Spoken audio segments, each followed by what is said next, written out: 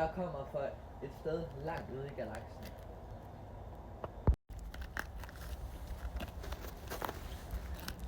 Og så nu skal jeg skyde dem.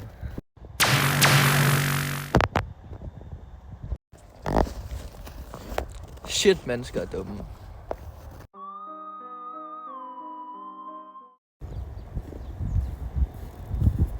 Fik du dræbt de der 2 mennesker? Ja, det kan jeg love dig for.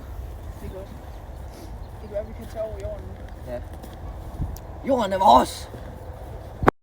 Jeg tror, vi skal tilkalde vores UFO, så vi kan sende en grøn laserstråle ned på jorden, så alle mennesker dør.